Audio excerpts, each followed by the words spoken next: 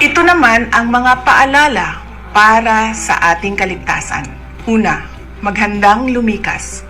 Kung ikaw ay nakatira sa mapanganib na lugar o high-risk area tulad ng baybaying dagat, madaling bahain o madaling gumuho ang lupa, maghanda sa paglikas kapag inutos na ng mga otoridad. Tandaan, ang maagang paglikas ay mahalaga sa kaligtasan. Pangalawa, siguraduhin ang ari-arian. Ilagay sa loob o itali ng maayos ang mga bagay na maaaring liparin ng hangin. Putulin ang mga sanga ng puno at siguraduhin nakasara ng maayos ang mga bintana at pinto. Pangatlo, maghanda ng mga supply at ilagay sa loob ng waterproof bag. Magtabi ng pagkain, tubig, gamot, baterya, flashlight para sa hindi bababa ng 3 araw. I-full charge ang mga cellphone at power bank. Pang-apat, iwasan ang pagbiyahe, lalo na pagkatapos tumama ng bagyo. Maaring sarado ang mga daan at kanselado ang mga biyahe.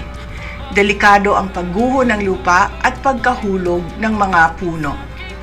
Panglima, lumayo sa baybayin, lalo na habang tumatama ang bagyo. Ang storm surge at malalaking alon ay maaaring nakamamatay. Pang-anim, magkaroon ng plano sa komunikasyon. Alamin kung saan magkikita ang pamilya kung magkawalaan sa paglikas. Pang-7, pag-iingat pagkatapos ng bagyo.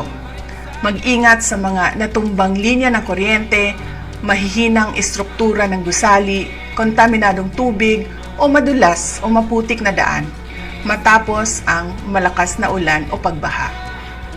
Pang-8, tumulong tayo sa mga matatanda, may kapansanan at mga bata.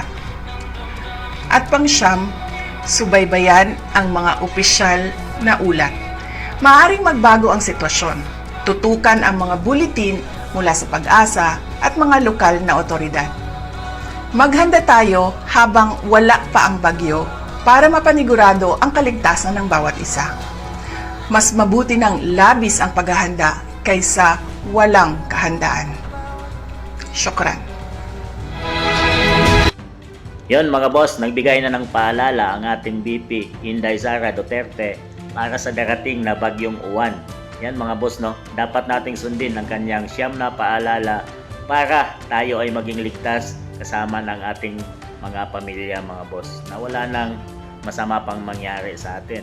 Mas maganda na yung wala pa yung bagyo ay pinaghahandaan na natin mga boss. So yan ang ibig sabihin ni VP Inday Sara para makaiwas sa mga disgrasya. So ating sundin mga boss dahil wala pang nilabas na paalala ang ating Pangulo ng Pilipinas na si PBBM. So nauna na si VP Inday Sara nagpaalala bago pa man mangyari at dumating yung bagyong Uwan dito sa Pilipinas. Inaasahan nga na mamayang gabi o bukas ng madaling araw. So sinabi niya doon mga boss, no, na maghanda para sa 2 to 3 days na darating na bagyong Uwan. So syempre, pagkain, kaligtasan, lumikas na mga boss, kagamitan, kung ano pang mayroon ay umpisahan na natin ngayon. Mag-ingat po tayong lahat mga boss. Yan ang paalala ng ating Vice Presidente ng Pilipinas, si VP Inday Sara Duterte.